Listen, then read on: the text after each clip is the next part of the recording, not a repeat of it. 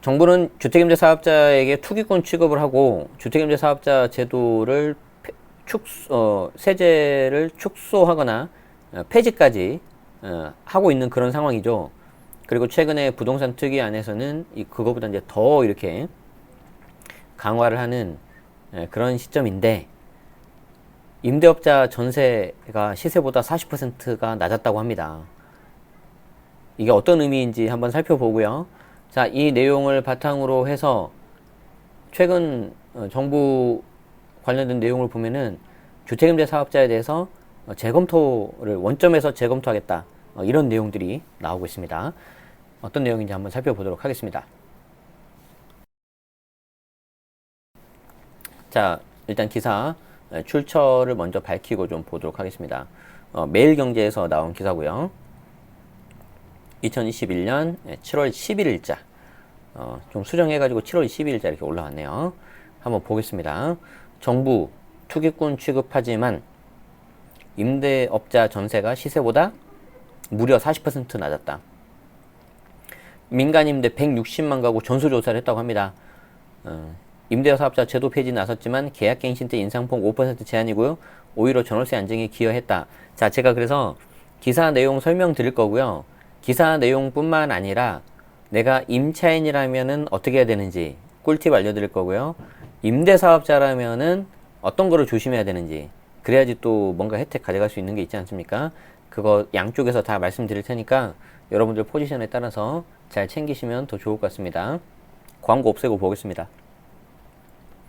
임대사업 혜택 축소 파장. 여당인 더불어민주당에서 투기의 온상으로 지목했던 민간 임대사업자들이 실제로는 시세보다 40%나 저렴한 가격에 전월세를 제공하고 있는 것으로 밝혀졌다. 여당은 민간 임대사업자 제도 자체를 폐지하려는 움직임을 보였지만 이들 임대사업자가 서울 기준으로 시세 대비 40%나 저렴하게 매물을 공급하는 상황에서 섣부른 제도 폐지는 전월세 가격을 폭등시킬 수 있다는 우려가 나온다. 자, 7월 11일 매일경제가 유경준 국민의힘 의원에서 자료를 확보해서 2018년부터 2020년까지 정부에 등록한 아파트와 단독, 다가구, 오피스텔 등 모든 민간 임대주택 160만여 가구 가격을 전수조사한 결과, 와우, 이게 제가 그 국토교통부에서 마지막까지 데이터 집계됐을 때 160만 원 정도 되고 임대사업자는 한 50만 정도. 그런데 이제 작년에만 자동 말소가 꽤 많이 됐거든요. 8만 대상자인가? 어쨌든 지금은 40만 정도로 줄었습니다. 자, 어쨌든 이걸 전수조사한 결과 2020년 서울의 등록 임대주택 전세 가격은 2억 3,606만 원이었는데 일반 전세 시세는 KB 부동산 기준 3억 7,762만 원에 달았다. 시세 대비 민간 임대주택 사업자 매물 가격이 40% 가까이 저렴했던 거다. 경기도는 등록 임대주택 전세 가격이 1억 6,804만 원, KB 기준 전세 시세는 2억 3,594만 원. 야, 이건 한번 적어봐야 되겠다. 그쵸? 의미가 있는데요. 자, 전세 가격을 한번 보겠습니다. 전세 가격이 여기 이제 서울이 있고요. 경기도가 있는데 이게 임대주택, 등록 임대주택 같은 경우에는 2억 3,606만 원. 미등록 같은 경우에는 3억 7,762만 원. 경기도는 등록이 1억 6,804만 원이고요. 미등록 경기도 같은 경우에는 2억 3,594만 원. 꽤 차이가 많이 나죠? 등록, 미등록. 그렇죠. 이렇게 될 수밖에 없죠. 왜 될 수밖에 없는지 설명드릴게요. 인천 역시 주택임대사업자 매물이 1억 3,125만 원, 시세는 1억 6,500만 원으로 시세 대비 임대주택 사업자 임대료가 21%나 저렴했다. 서울에는 전체 등록 민간임대주택의 32.1%가, 경기 인천에는 34.6%가 몰려 있어서 전국 임대주택 물량의 66.7%가 수도권에 밀집돼 있다. 그러니까 등록한 임대주택, 민간 임대주택이 100채가 있으면 그 중에 66채, 67채 정도가 수도권에 몰려 있다는 거죠. 우리나라 인구 절반 이상 임대주택도 딱 비슷하게 몰려 있네요. 그렇죠?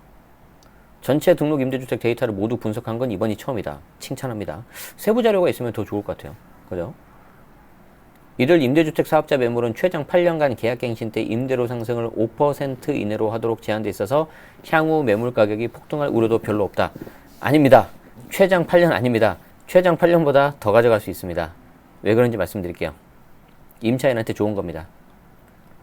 작년 7월 정부 여당이 밀어붙여서 통과한 임대차 3법은 새로 전세나 월세 계약을 체결하면 상승폭 제한 등이 적용되지 않는 데 비해서 임대주택 사업자 매물은 가격 상승폭이 극도로 제한돼 있어서 앞으로도 안정적인 전월세 가격 형성에 도움이 된다는 평가다. 그러나 정부는 이들이 다주택자라는 점에만 방점을 찍어서 투기 온상으로 밀어붙이면서 현 정부에서 만든 제도 자체를 폐지하려는 움직임마저 보이고 있는 상황이다. 자, 유경준 의원은 2017년 임대사업자 등록을 장려한 건 문재인 정부와 여당이라면서 그래놓고 2020년 갑자기 등록임대사업자를 후기꾼 취급하며 임대사업자 제도를 폐지하겠다는 것은 대한민국 헌법이 추구하고 있는 신뢰보호 원칙을 위반하는 행태라고 지적했다. 그렇죠. 일단 주택임대사업자가 주택가격 상승에 일조했는지 안 했는지는 일단 차지하고서라도 확실한 건 뭡니까? 신뢰보호 원칙을 깬 거는 확실하죠. 정부 입장에서. 같은 정부에서 2017년 12월 달에 임대주택 활성화 방안을 마련하고 채 3년이 되지 않아서 제도를 폐지했잖아요. 그쵸? 그건 누가 보더라도 뒤집은 건 맞죠. 그럼 이제 그 다음에 여러분들이 이제 생각해 봐야 되는 건 뭡니까?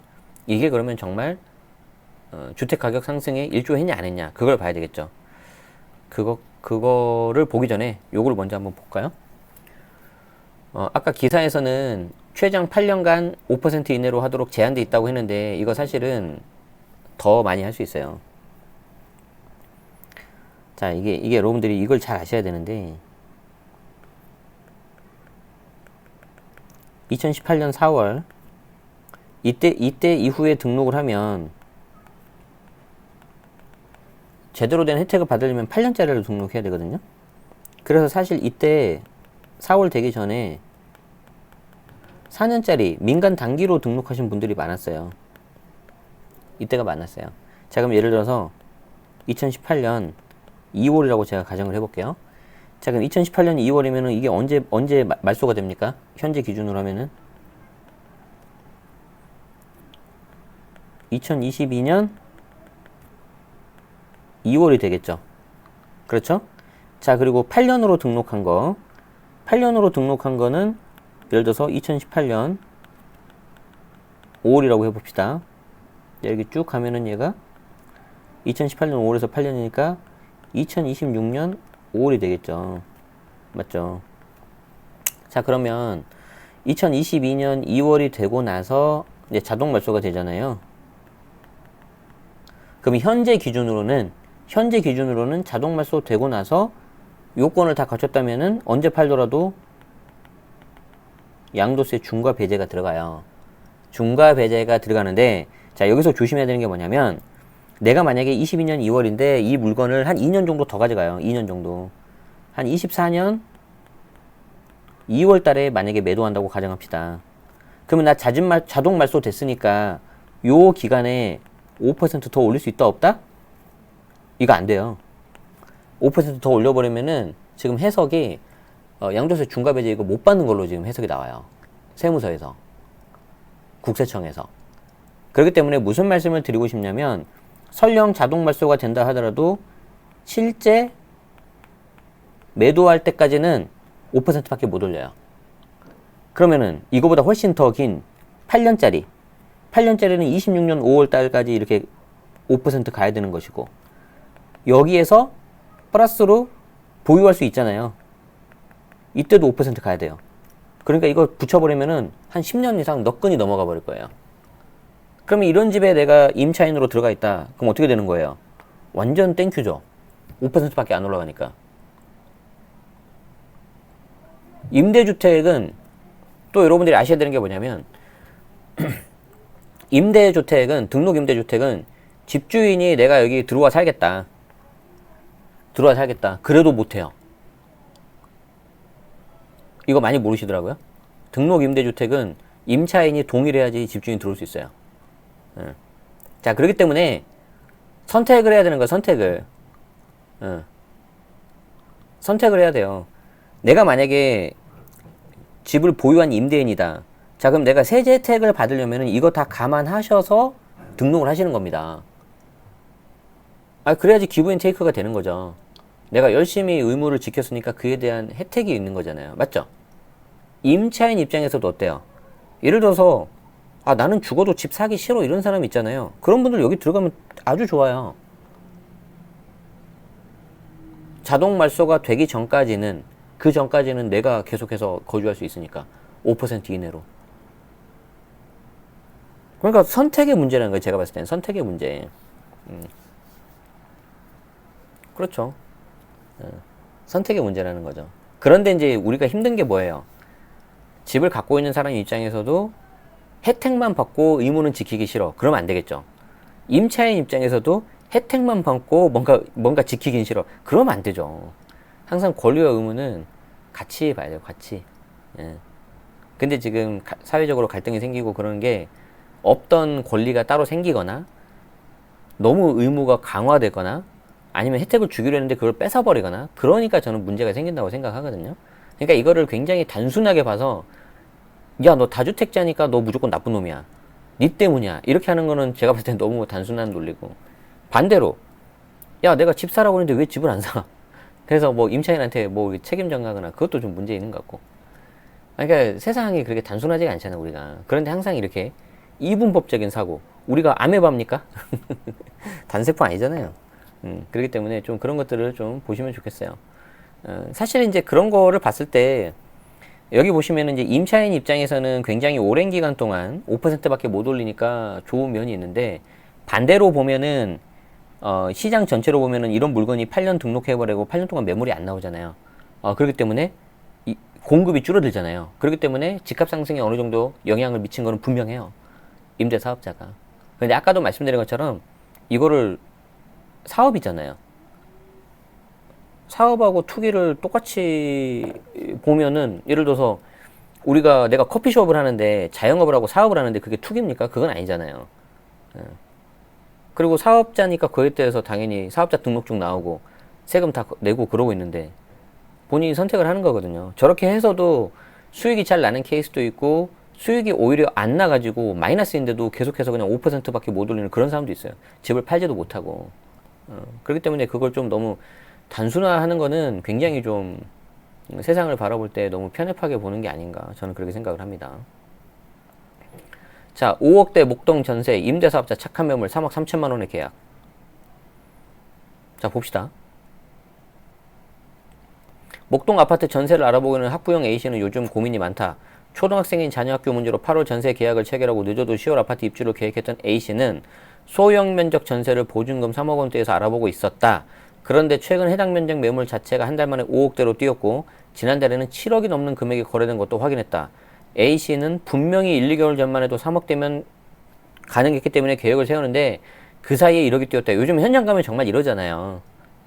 그래서 현재 예산으로는 감당이 안 될 것 같다고 이제 토로하는 거죠. 얼마나 힘들겠어요. 집값에 이어서 전월세 가격마저 폭등 중인데 1, 2년 전까지만 해도 매매가였던 가격에 전세계약이 체결되는 등 서울을 중심으로 전세값은 전방위로 오르고 있다. 특히 학군 수요와 재건축 위주 수요가 엎친 서초구는 1년 만에 소형 면적 아파트 전세값이 5억 넘게 뛰는 사례마저 속출하고 있다. 그러나 2018년에서 2020년 임대사업자로 등록한 사람들의 매물을 잡은 세입자들 상황은 비교적 평온하다. 비교적이 아니에요. 완전 평온해요. 그러니까 이것도 임차인들이 그 권리를 모르시면은 안 돼요. 가끔 저걸 악용해가지고 임대인들이 모르는 걸 악용해가지고 나가야 된다고만 하는 경우도 있거든요. 그러니까 여러분들이 아는 게 힘이라는 거예요. 집주인이든 집주인이 아니든. 앞선 사례의 A씨가 한두 달 전 전세보증금을 3억대에 받지만 현재 실거래 가격이 7억 7,500만 원까지 폭등한 아파트는 목동 신시가지 9단지 전용면적 53제곱미터다. 현재 전세호가는 4억 5천에서 5억 5천만 원 선인데 이 단지 같은 평형 매물의 임대사업자로 등록한 B씨는 이 매물을 올해 3억 3,500만 원에 계약한 상태다. 계약 기간이 끝나도 B씨가 올려받을 수 있는 보증금 상승 최대폭은 연 5%고 세입자 CC 입장에서는 천만다행이면서 가슴을 쓸어내리는 거죠. 아시겠죠? 자, 그리고 또 하나 알려드릴까요? 임차인분들 잘 들으세요. 이거 말하면 임대인분들은 싫어할 수 있는데 어떻게 해요? 양쪽 다 말해줘야지. 잘 봐요. 내가 8년 동안 여기 8년으로 묶인 이 집에 살면서 5%만 올렸잖아요. 자, 그러면 요 5% 올렸을 때 나는 이제 자동 말소가 이때 됐어요. 이때 자동 말소가 되고 나서 나는 청구권 한 번 더 쓰면 또 5%밖에 못 올리죠. 청구권 쓸 수 있어 없어요? 청구권 쓸 수 있어 없어요? 그냥 여러분들 느낌으로 말하지 마시고요. 그 집주인이면은 아 청구권 쓰면 안 되지 이렇게 생각하실 거고 임차인이면은 아 청구권 써야죠 이렇게 하는데 느낌으로 말씀하시는 게 아니고 이 경우엔 청구권 쓸 수 있어요. 지금 이 8년 기간 요 안에 5%밖에 못 올리는 거는 청구권 안 쓰고 올린 거예요. 청구권 안 쓴 상태에서 5%만 올린 거예요. 자, 자동 말소 됐죠? 이때 한 번 더 쓸 수 있어요. 청구권 쓸 수 있어요. 그러니까 8년짜리 들어가신 분들은 매물 팔기 전까지는 5%밖에 못 올리는 거고 말소되고 나서도 중간에 내가 한 번은 청구권 쓸 수 있는 거고 제가 이거를 무슨 임대인분들 야구르라고 말하는 게 아니라 임대인분들 저거 착각해가지고 잘못해버리는 순간 혜택 날아가 버리면은 임대인분들만 손해라고요. 저도 주택임대 사업자예요.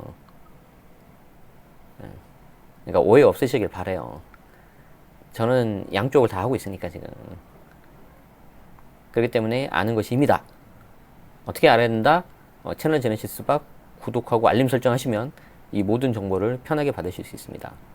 자, 그래서 이런 것들을 여러분들이 보신 상태에서 이 기사를 보면은 비교적 평온이 아니라 정말 이분은 진짜 혜택 받은 거예요. 아시겠죠? 자, 그러면 내가 임차인이라고 생각을 해봐요. 나는 잠깐 뭐 경제적인 사정이 있을 수도 있고 아니면은 내 어떤 개인적인 문제 때문에 뭐 집을 못 사거나 아니면 안 사는 경우 있잖아요. 그 경우에 나는 잠깐 이렇게 전세로 있는데 이런 집에 있어서 전세 딱 들어가면 진짜 좋아지는 거예요. 정말 좋은 제도예요. 자, 그러면 임차인한테만 좋으면 되겠어요? 안 되겠어요? 안 되겠죠. 저 고생을 한 임대인한테도 좋아야 될 거 아니에요. 그렇기 때문에 양도세 중과배제, 종부세합세배제 같은 혜택을 주는 거죠. 아시겠죠? 그러니까 그래야지 서로 뭔가 이게 밸런스가 맞잖아요. 그래서 임대인분들은 세제 혜택을 내가 꼭 챙겨야 되기 때문에 그거 때문에 등록한 거기 때문에 잘 아셔야 되는 거고 임차인 분들도 내가 갖고 있는 권리가 있기 때문에 어설프게 저거 5% 다 이미 썼다 청구권 못 쓴다 뭐 내가 실거주하니까 하니까 나가야 된다 그러면은 웃기지 마라 그래요. 웃기지 마라 그래요. 관할 지자체에다 물어보면 아주 설명 잘해줄 거예요. 아시겠죠? 그래서 양쪽을 좀 다 알아야 됩니다. 자, 그래서 계속해서 볼까요? 아, 여기 그림 잘 나왔네. 아까 괜히 그냥 힘들게 썼구만. 이렇게 그림으로 잘 나왔는데. 그래서 주택임대 사업자 이 제도는 목적 자체가 명확합니다. 임차 그 전월세 가격을 안정시키는 게 목적이에요. 자, 그래서 전월세 가격을 안정시키는 거에 목적을 달성했다면 저는 그걸로 된다고 봐요. 그런데 아까 말씀드린 일부 영향으로 집값이 오른 거에 일조에 있다고 해서 저거를 조정을 하고 그런 게 아니라 제도를 폐지한다? 아, 이거는 좀 뭔가 말이 안 맞죠. 예를 들어서 이건 마치 이런 거랑 똑같지 않습니까?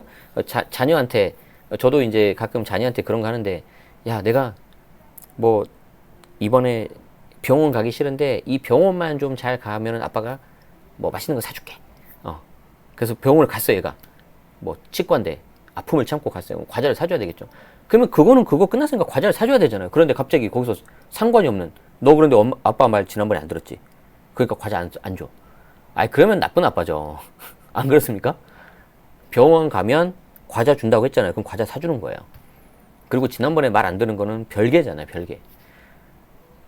전월세 값 안정시키는 거에 기여하면 혜택 줄게. 아, 그러면 저는 혜택 줘야 된다고 봐요. 근데 여기서 갑자기 야 니들 때문에 집값이 올랐어. 혜택 다 없애겠어. 그러면 아 이건 좀 치사하죠. 자, 계속 볼게요. 뭐 같은 사례예요. 서초동 소재 서초현대 전용 53제곱미터가 지난달 6억 5천에 전세 계약이 체결되는데 민간 임대에 등록된 거는 4억 6천에서를 내줬고 여기는 이제 4억 6천에서도 5%밖에 못 가요 이게. 송파 같은 경우에도 5억 5천보다 조금 싼 5억 2,500만 원에 매물을 내놨고 계약 성사됐고. 그래서 송인호 경제전략연구부장은 다주택자 중 등록임대를 하는 분들은 착한 임대인이라면서 등록임대 사업은 사업자와 거주자 모두 윈윈하는 사업이다. 아까 봤잖아요 제가. 아까 봤잖아요. 그쵸? 그러니까 전월세 가격만 놓고 보면 그렇다는 거예요. 그리고 착한 임대인 나오니까 하는 말을 나오는데 상가는 뭐 월세 깎아주고 그러면은 뭐 착한 임대인 해가지고 뭐 이것저것 혜택 주던데 주택임대 사업자는 왜 그걸 안 줘요? 그리고 더 중요한 게 뭔지 알아요? 자, 이제 임대인 분들 잘 들으세요. 주택임대 사업자 하시는 분들. 이게 웃긴 게 뭐냐면 상가 같은 경우는 무슨 착한 임대인 이러고 하잖아요. 그럼 내가 금액을 뭐 이렇게 돼 있었는데 여기서 이렇게 낮춰줬어요. 금액을 낮춰줬어. 그럼 뭔가 세제 혜택 나오고 막 그러잖아요. 자, 그런데 주택은 하시면 안 돼요. 주택은 하시면 안 되는 게, 자, 내가 만약에 이렇게 낮춰줬잖아요. 그럼 낮춰줬다고 해서 혜택이 있는 게 아니고, 요 낮춰준 금액에서 다시 5%밖에 못 올려요. 그러니까 요 전에 있던 기준에서 5%가 아니라고요. 요거 아니에요. 요 낮아진 거에서 5%이기 때문에 지금 법에서 착한 짓을 못하게 만들고 있어요. 이렇게 되는 순간 내가 요 기준에서 5% 해야 되는데 기존 기준으로 이렇게 해버렸다. 그러면은요, 과태료 한 채당 3천만 원 이하 나오고요. 여기에 플러스 세제 혜택 날라가요. 그래서 이거 진짜 조심하셔야 돼요. 아시겠죠? 진짜 조심하셔야 돼요. 착한 임대인을 하지 말라고 하고 있어요. 지금 법에서. 그래서 이거 진짜 조심하셔야 돼요. 이거 모르고 실제 주택임대 사업자 하시는 분인데 요즘에 뭐 코로나로 힘들고 그러니까 그 전세를 좀 많이 낮춰줬나 봐요. 많이 낮춰주고 그 전에 기준으로 해가지고 5%를 했는데 날라가 버린 거죠. 가지고 아니 언론에서 뭐 착한 임대인 하면 괜찮다는데 왜 나 안 되냐 했더니 아니 그건 상가고요. 주택은 그런 거 없어요. 서울만의 이야기는 아니다. 경기도 그렇고요. 인천도 79.6, 부산 66.4, 대구 71.7, 광주 73.6, 대전 64.8, 울산 60.7. 물론 67% 물량이 서울 수도권이기 때문에 지방은 좀 작아요. 임대주택 물량의 상당수가 아파트지만 서민의 집으로 불리는 빌라 다가구 같은 경우에도 시세의 절반 이하였다는 점도 통계로 나타났다. 모두가 다 아파트 사는 건 아니잖아요. 저도 빌라 월세 살았어요. 5개 광역시 통합으로 봤을 때도 등록임대주택의 전세 시세가 6,165만원, B아파트. KB 전세 시세 1억 2,531만원의 절반도 안 됐다. 이들 임대사업자가 전세시장에서 매물가격을 낮추는 역할을 하고 있지만 여당에서는 현재 이들에 대해서 혜택만 구하고 이들 때문에 집값이 오르고 있다며 제도 폐지를 검토하고 있다. 국토교통부는 난처한 입장이다. 임대사업자 제도에 반대하진 않지만 여당 눈치도 봐야 하는 상황이다. 노영우 국토부 장관은 지난 5일 열린 기자간담회 자리에서 임대사업자 제도는 원점에서 다시 검토하고 있다. 정부와 여당 간에 많은 논의가 필요해서 최종 결론이 나올 때까지 시간이 걸릴 것으로 보인다. 그러니까 내부적으로도 이제 갈등이 많다는 거죠. 전문가들 의견 좀 볼까요? 정부 여당이 주택정책 강론에서 모순적인 주장을 펴면서 강론, 이제 각각의 내용에서 전반적인 총론은 뭐 이제 다주택자 투기수요 억제하고 뭐 실수요자 보호한다. 이거는 큰 방향에서는 같은데 그 방법적인 강론에서 이제 서로 모순되는 주장을 펴면서 지금과 같은 출구가 없는 상황을 만들었다고 진단했다. 김덕래 주택정책실장은 자, 다주택자 규제하고 임대등록은 권장하는 모순적인 정책을 펴다가 이런 부작용이 나온 거다. 임대사업자 등록 폐지, 자진말소 유도와 같은 정책 발표는 아니라고 본다고 했다.